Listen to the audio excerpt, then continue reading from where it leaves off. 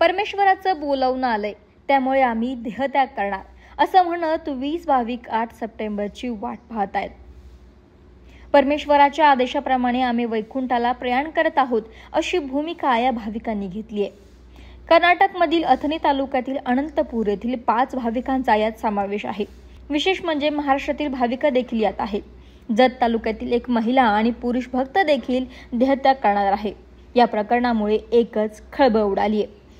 आता isakal.com आहे देशातील नंबर 1 ची मराठी न्यूज वेबसाईट। प्रत्येक अपडेटसाठी isakal.com ला नक्की भेट द्या। देहत्याग करण्याच्या भक्तांच्या घोषणेनंतर प्रशासन देखील हादरून गेले। 6 ते 8 सप्टेंबर दरम्यान अनंतपूर येथे महापूजा होणार आहे आणि या महापूजेचा समारोप देहार्पणाने होणार असं भाविकांचं म्हणणं आहे। हे सर्व भक्त रामपाल महाराजांचे आहेत असं त्यांचं म्हणणं आहे। देहत्याग करण्याची घोषणा करणाऱ्या तुकाराम इरकर यांच्या म्हणण्यानुसार रामपाल महाराजांकडून दीक्षा घेतली आहे। महाराजांकडून तीर्थ घेत आम्ही देहासह वैकुंठाला जाणार आहे। दीक्षा ही पुण्यामध्ये घेतली। संत रामपालजी महाराज जे संत रामपालजी भगवान आहेत त्यांच्याकडून पुण्यामध्ये नामदास सेंटर आहे, त्या पुण्यामध्ये नामदास सेंटरमध्ये दीक्षा घेतलेली आहे। तुम्ही देह लोकाला का चालला?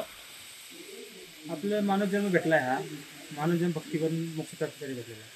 मग ते पूर्ण परमात्मा संत रामपालजी भगवान जे आहे ते धर्तीवर आले ते गुरुरूपामध्ये तिने आपल्याला ज्ञान सांगितले। ते ज्ञान सांगितले, ते ज्ञान ऐकले आपण आणि आपल्याला त्याचं ज्ञान समजलं की बाबा या जी काय आहे धर्तीवरती जे आहे आपल्या आईच्या गर्भामध्ये होतं, त्यात आम्हाला भरपूर कष्ट होतं। तर आपलं बाहेर आल्यानंतर हे तर किती हे आपले म्हणून मी म्हणून आपलं म्हणून आपण काय करतो, सगळं आपल्याला मानतो, जाताना सगळं सोडून जावं लागतं। परत नंतर ही जन्म गेल्यानंतर परत आपल्याला 84 घेऊन भोगायला घेते। आपण भक्ती नाही केली, आपण पूर्ण परमात्मा शरीरामध्ये नाही गेलो आणि आपल्याला परत 84 घेऊन जावं लागतं। 84 घेऊन जाण्यापेक्षा पुढे जाऊन कष्ट बघण्यापेक्षा इथं आपण जे कर्म करतो, जसं खाली पाऊल बी ठेवतो आपण, धर्तीवर पाऊल ठेवून जातो, आपल्या पायाखाली मुंगी मरते।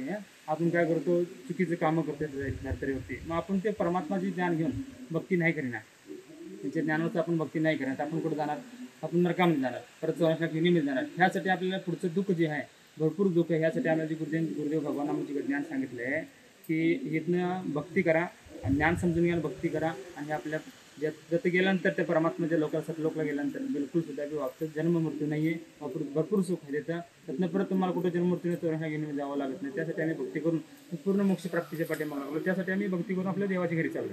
दरम्यान देहत्याग करणाऱ्या 20 भक्तांमध्ये मूळचे उत्तर प्रदेशचे मात्र पुण्यात स्थायिक असलेल्या 10 भाविकांचा समावेश असल्याची माहिती आहे। अनंतपूर आणि विजयपूर येथील 10 भाविक असून मिळून 20 भाविक देहत्याग करणार आहे। ये तो आपका जो परमात्मा के लिए आपका प्राण अर्पण करने के लिए तैयार है अभी। आप भी इसमें शामिल है क्या? प्राण अर्पण के लिए नहीं, जैसे मतलब जैसे भक्ति करते हैं परमात्मा प्राप्ति के लिए, जैसे पढ़ाई करते हैं नौकरी प्राप्त करने के लिए ना, वैसे भक्ति आध्यात्मिक क्षेत्र है, भक्ति करते हैं परमात्मा प्राप्ति करने के लिए। अब परमात्मा को समय आ गया, भक्ति पूरी हो गई, परमात्मा प्रकट होकर बता दिया कि मैं लेके जाऊंगा। आपका फैमिली वगैरह कुछ सब है, बच्चे लोग? नहीं, बच्चे नहीं, पीछे हैं। प्रॉपर्टी वगैरह रहेगा ना? कुछ नहीं, मतलब यहाँ से कोई इच्छा ही नहीं करना ना। भगवान को पास जो जाएगा, मतलब जो भक्ति करेगा, जो संसार में रहना चाहेगा, उसको भगवान थोड़ी लेके जाएंगे। जो यहाँ से इच्छा हटाएगा, प्रॉपर्टी कुछ नहीं, सब मतलब ये सब सच्चाई है। आप सब सच्चाई है, सब सच्चाई। 8 तारीख को मतलब सबको पता चलेगा, क्योंकि भगवान प्रकट होकर बताए थे। दरम्यान असंही समजतंय की हा संबंधित महाराज सध्या जेलमध्ये असल्याचंही बोललं जाते, पण तरी भाविकांच्या डोळ्यांवरती श्रद्धेची नव्हे तर अंधश्रद्धेची पट्टी आहे की काय असं बोललं जाते। कारण या भाविक थेट या गोष्टीची तुलना प्रभू रामांच्या वनवासाशी करतायत। ये जैसे संत रामपाल जी भगवान है, स्वयं कहाँ है? जेल में। हाँ, वो तो उनकी लीला है, लीला चल रही। खुद परमात्मा बोलते हैं, लेकिन ये जेल में क्यों है? वो परमेश्वर की लीला है, भगवान की लीला है। जैसे रामचंद्र आए थे, किसका लीला? किसकी लीला?